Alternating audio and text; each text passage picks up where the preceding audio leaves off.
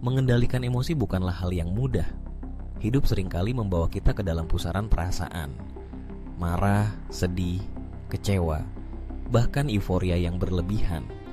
Namun, di balik setiap badai emosi, ada seni yang bisa dipelajari, seni untuk tetap tenang saat badai menerpa, dan tetap kuat di tengah tekanan. Bayangkan sejenak Anda berada di tengah kemacetan panjang. Klakson bersautan, waktu berjalan lambat, dan rasa frustrasi mulai merayap di dada. Atau ketika di tempat kerja, tugas menumpuk, atasan menuntut, dan rekan kerja tidak membantu. Dalam situasi seperti ini, emosi mudah sekali meledak. Namun, disinilah letak tantangannya. Bagaimana kita bisa tetap tenang, tidak larut dalam amarah atau kecemasan, dan tetap mampu mengambil keputusan dengan kepala dingin? Langkah pertama dalam seni mengendalikan emosi adalah mengenali dan menerima perasaan yang muncul.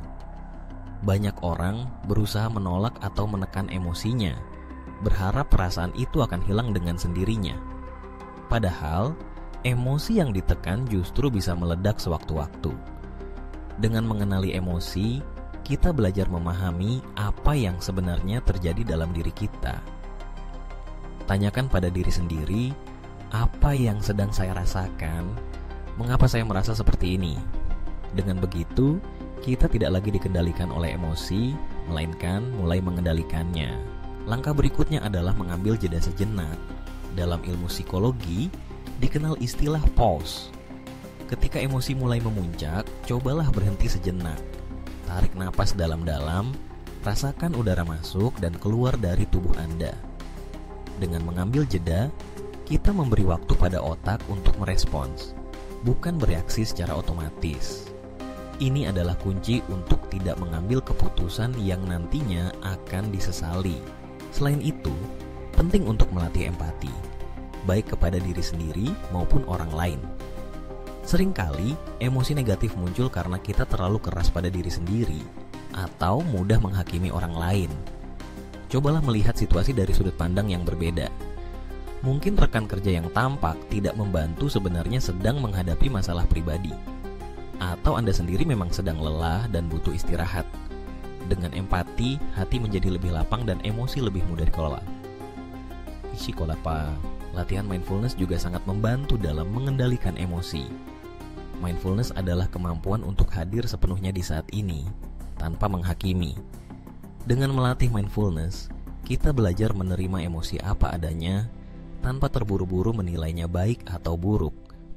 Kita belajar mengamati perasaan seperti awan yang berlalu di langit, datang dan pergi, tanpa harus melekat padanya. Tidak kalah penting, seni mengendalikan emosi juga berarti mampu menyalurkan perasaan dengan cara yang sehat.